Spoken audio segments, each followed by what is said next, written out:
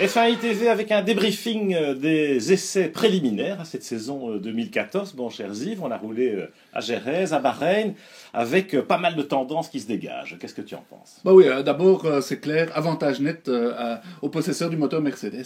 Et ça fait 6 mois que la rumeur court dans le paddock, Pierre, c'est que on dit Mercedes, ils ont fait du bon boulot, ils maîtrisent cette nouvelle technologie. Et effectivement, ça se vérifie. Hein. J'ai l'impression que les possesseurs du Mercedes vont avoir en tout cas 1 ou 2 ou 3 grands prix faciles et dominateurs. Au-delà des clients Mercedes, je pense que l'équipe Mercedes elle-même a un avantage sur la concurrence, y compris leurs clients, hein, que ce soit McLaren, Williams, Force India.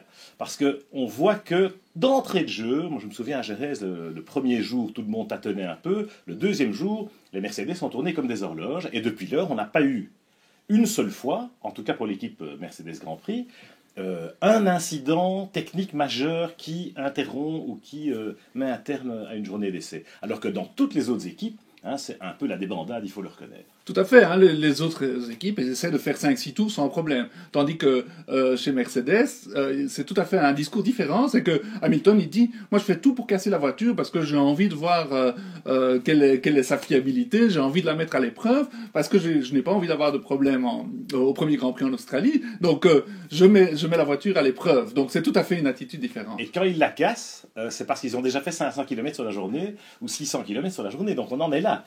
Les simulations de Grand Prix, ils les ont fait plusieurs fois, que ce soit Rosberg ou Hamilton, à Jerez ou à Bahreïn, alors que les autres, franchement, une vraie simulation de Grand Prix, personne n'y est véritablement arrivé. Alors pourquoi Mercedes a un tel avantage? Moi je pense que quand ils ont repris l'écurie Brown, il y a 3 ans maintenant, presque 4 ans, ils ont cru, on leur a un peu vendu la soupe en disant... Avec un budget relativement accessible, vous pouvez être performant à F1. Regardez ce que Brown a fait avec un moteur Mercedes à l'époque.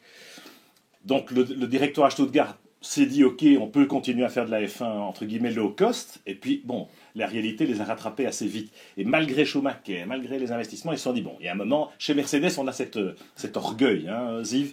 Et puis c'est cette tradition, ça remonte à plus d'un siècle, hein, Mercedes et le sport automobile. Oui, et puis ils ont pris les bonnes décisions, ils ont fait table rase, Norbert Gros est parti, Niki Lauda est arrivé, ils ont pris Lewis Hamilton, maintenant il y a Padillo, enfin il y a beaucoup de têtes pensantes et des bonnes têtes, ils ont mis tous les moyens déjà l'année passée. Ils n'ont pas continué à développer la voiture. Voilà. Ils se sont mis sur le projet 2014. Maintenant, ça porte ses fruits. En plus, la voiture, c'est peut-être une des moins moches du plateau. Donc, esthétiquement. On dit toujours une belle auto, bon, une voiture qui gagne. On a vraiment l'impression qu'ils ont un grand avantage pour l'instant. Alors, McLaren, ils sont quand même un taux en dessous, assez nettement un taux en dessous de Mercedes, avec des petits soucis ça et là. Maintenant, je pense que ça peut être intéressant et que si on a ce qu'on risque d'avoir, en tout cas dans la première partie de la saison, c'est une sorte de triple championnat, hein, celui qui oppose les voitures à moteur Mercedes, les voitures à moteur Ferrari, les voitures à moteur Renault. Et voilà, on se rend compte que McLaren va peut-être pouvoir tirer son épingle du jeu grâce à ça, même si moi j'ai été plus impressionné par la Williams que par la McLaren. La Williams avec le moteur Mercedes, c'est vraiment, pour moi, c'est la révélation de ces essais. Oui, c'est sympa. 2 choses à propos de McLaren, c'est que on va voir peut-être l'éclosion d'un immense talent, hein, parce que Kevin Magnussen, tout de suite, il marche, il montre son talent, il fait des temps formidables, il a l'air très vite à son aise, hein, il ne faut pas oublier ça. Il sera un rookie au Grand Prix d'Australie, c'est son premier Grand Prix, donc on peut avoir un gars qui arrive sur la scène, ça peut être très sympa. Comme nous disait Eric Boulier, dans une interview que vous allez découvrir dans le F1i Magazine, hein, le guide de la saison 2014 qui sort là à la fin de la semaine et que Grégory Demoun a rencontré à Bahreïn, eh bien, Eric pense que démarrer une carrière de pilote de F1 avec ce nouveau règlement où quelque part tout le monde repart un peu à zéro, eh bien c'est peut-être une bonne opportunité pour quelqu'un comme Magnussen. Et tu parlais de Williams, oui. Effectivement. Et là aussi, hein, j'étais très impressionné parce que ils ont mis le jeune Felipe Nasr au volant à Bahreïn et sa première journée, il a fait 85 tours. Hein, Ouais. donc la voiture tourne comme une horloge, elle semble bien née. Ils ont fait les bons choix, c'est-à-dire qu'ils ont le moteur Mercedes, donc c'est celui qu'il faut avoir pour l'instant. Et puis apparemment le service marketing a fait du bon boulot parce qu'on parle de Martini, on parle de Petrobras. On va avoir une belle voiture. Et maintenant de Banco do Brasil. Hein. Une belle livrée. Et puis Felipe Massa, moi je peux vous dire, j'ai passé un peu de temps avec lui à Jerez et il est rayonnant, il est radieux, c'est un autre homme hein, par rapport à celui qu'on a connu chez Ferrari où le ciel lui tombait sur la tête plus souvent qu'à son tour. À propos de Ferrari, Ziv, Ferrari c'est un peu l'inconnu pour l'instant parce qu'on ne sait pas très bien où ils en sont. C'est la difficulté de ces essais hivernaux évidemment, c'est que combien d'essence dans les voitures, avec quel type de gomme, etc., sur quel programme.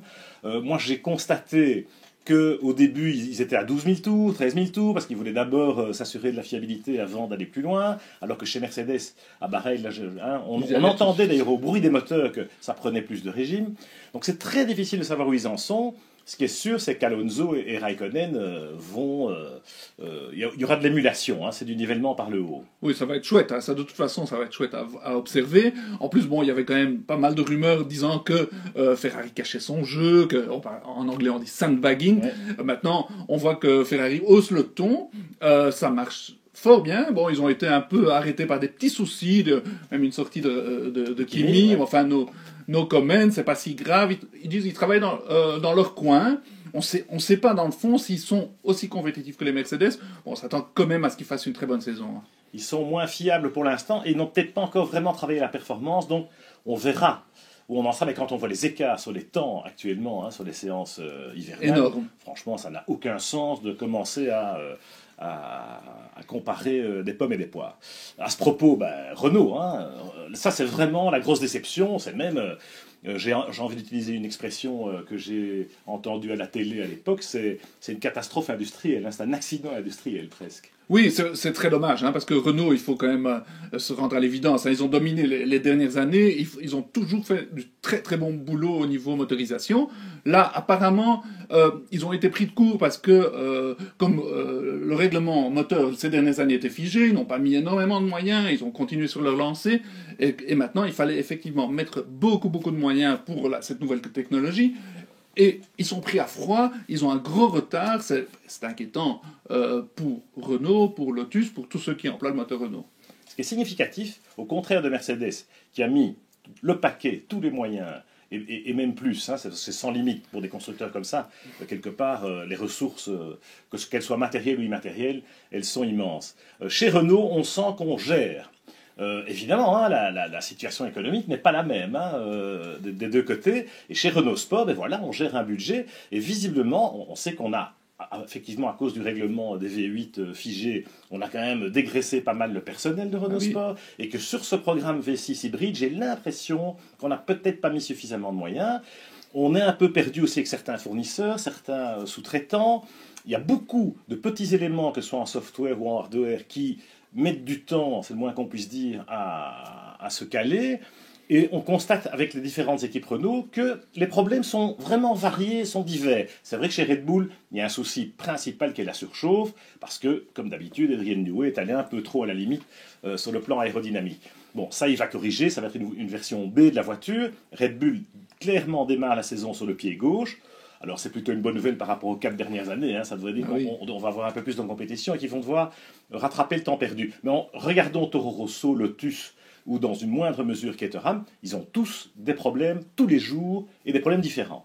Oui, c'est ça le problème, c'est que les problèmes sont divers et variés comme tu dis, mais en même temps leur équipe phare, Red Bull, se sont loupés au niveau refroidissement. Alors là le problème c'est que normalement Renault comptait sur Red Bull pour le développement, les autres n'avaient qu'à suivre. Maintenant, ils se disent, mince alors, Red Bull a aussi de sa part d'erreurs commises, qui n'ont rien à voir avec Renault, donc qui va développer ce Renault? La saison va démarrer, heureusement elle est très longue, donc ils ont le temps de se reprendre, mais en tout cas, les premiers Grands Prix seront pénibles. Hein. Oui, ce ne sera pas Lotus, franchement, hein, parce que Lotus...